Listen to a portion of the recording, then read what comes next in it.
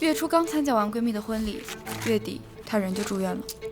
我们身边越来越多人在默默生病，焦虑、抑郁、溃疡、便秘，但我们都把这当成现代人的常态。所以今天我们就来聊聊现代人是怎么被生活悄悄拖垮的，以及为什么、怎么办。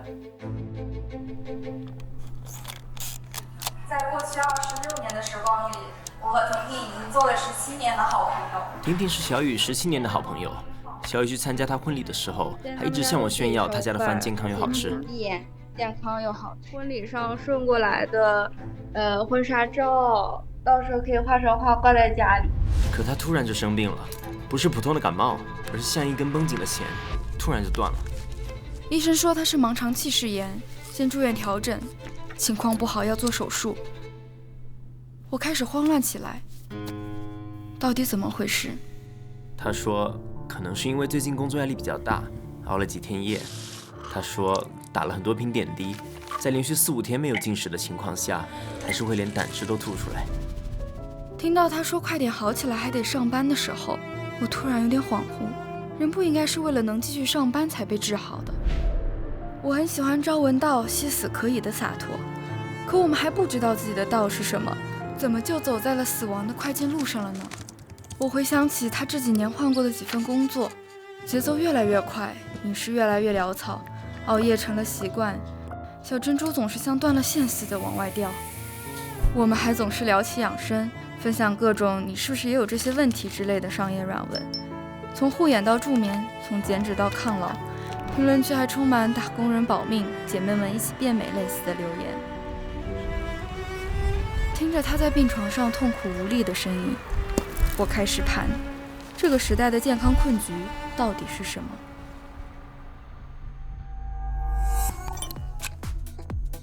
前阵子我看了一本叫《后》的书，结合他生病这件事，我突然反应过来，我们以为是在自我拯救，其实不过是配合系统的商业闭环。A 公司制造问题， B 公司放大焦虑， C 公司贩卖解药。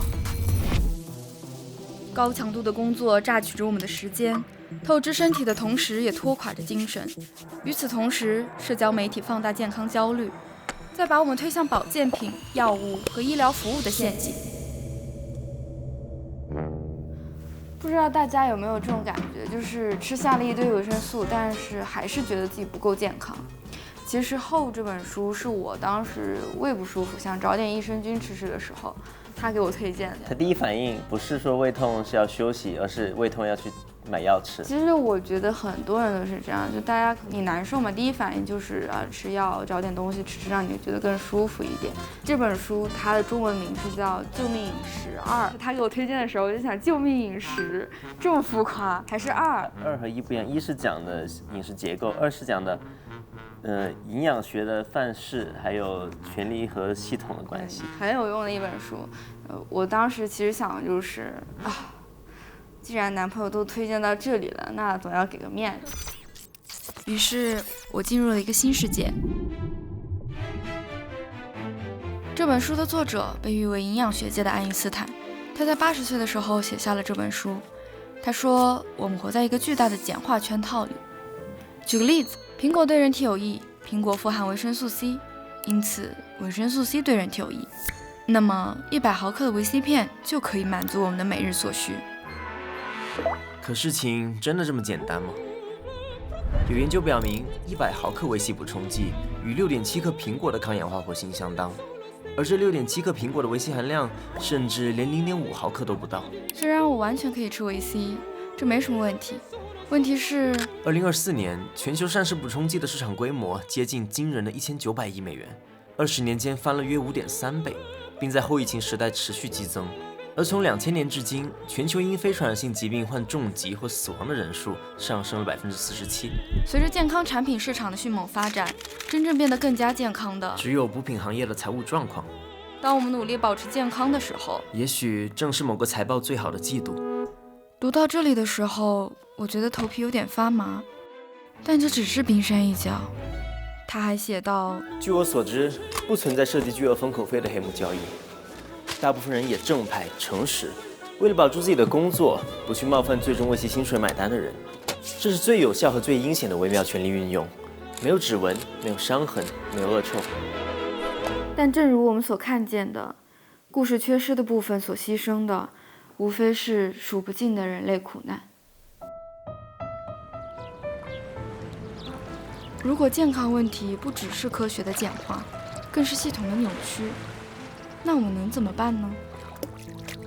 这个系统老旧又顽固，也许不是个体能够撼动的，但每个不配合的普通人都是改变的开始。我想我至少可以尝试做回整体的自己，比如好好吃一顿饭，不刷手机，不会工作，在干嘛？比如把睡觉当成给明天的礼物，而不是熬夜后的补偿，比如问问自己是缺维生素 B 还是缺阳光和好心情。其实有时候我们只是需要发个呆，而不是吃下某个药丸。挺好的。那我觉得这部分它其实还可以再深入一点。怎么说？因为很多时候药丸它不是吃了就没事那么简单的。像贝塔胡萝卜素，上世纪70年代的时候，不是发现它可以预防肺癌嘛？所以商家就借着这个点使劲的卖补充剂。但后来的新研究发现，贝塔胡萝卜素的补充剂，它其实会显著提高死亡率。确实，这个点可以加一下，因为像不止贝塔胡萝卜素、维生素 E 和欧米伽3脂肪酸都有类似的研究发现。所以你看，这个世界真的很会制造问题，同时又给我们兜售解药。我现在真的会就是重新审视我消费的每一样东西，不仅仅只是健康，而是所有的这些东西，我都会去想它到底有没有必要去买。我买它到底是因为冲动，还是别人给我的一些什么信息，或者说引导我去买，还是说我自己真正的想要？就当我停止为健康概念买单的时候，我觉得真的省了很多很多钱。我还会通过记录一些饮食后的状态、情绪的变化等等，来建立自我感知力，从而找到更多让自己真正变得舒服的事。我在画这幅画时，特别想画一点风。他说今天风好大，但阳光很美，他想多站一会儿。